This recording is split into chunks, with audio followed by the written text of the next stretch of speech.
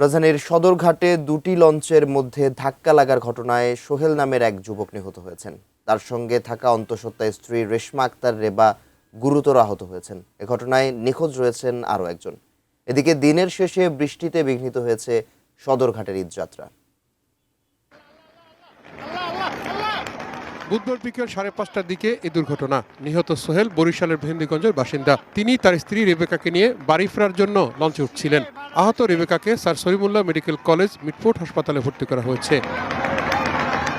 Police ও প্রত্যক্ষদর্শী সূত্রে জানা গেছে, সদরঘাটে আসা যাওয়া 5 নামের একটি লঞ্চে যাত্রী উঠছিল।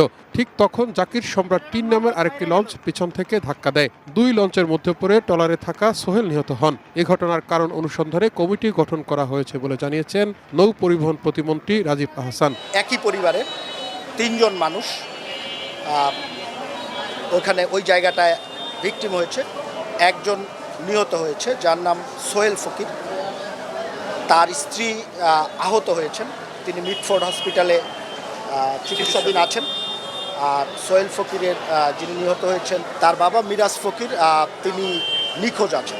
দেশের মানুষকে প্রতিদিন সুরক্ষিত রাখার প্রত্যয় নিয়ে সেফটি কেবলস সহ এলো সেফ সিলিং ফ্যান। এদিকে বুধবার দুপুর থেকে যাত্রী চাপ শুরু হয় রাজধানীর সদরঘাটে। এখান থেকে 38টি রুটে প্রতিদিন 70টি লঞ্চ চলাচল করলেও চাপ সামলাতে প্রায় দ্বিগুণ নৌযান প্রস্তুত রেখেছে কর্তৃপক্ষ। সন্ধ্যার পরে নৌযাত্রায় বিঘ্ন ঘটায় বৃষ্টি। অবস্থা তো খুব খারাপ, ভয়াবহ বৃষ্টি, বাইরের অবস্থা খুব খারাপ। দেখতে পাচ্ছেন সবাই যাত্রী ভিজতেছে, অনেক খারাপ অবস্থা। যাত্রীরা জানিয়েছেন শত কষ্টেও প্রিয়জনদের সাথে ঈদ করার আনন্দই ভিন্ন। Towhid Sourav, ATN news, Dhaka.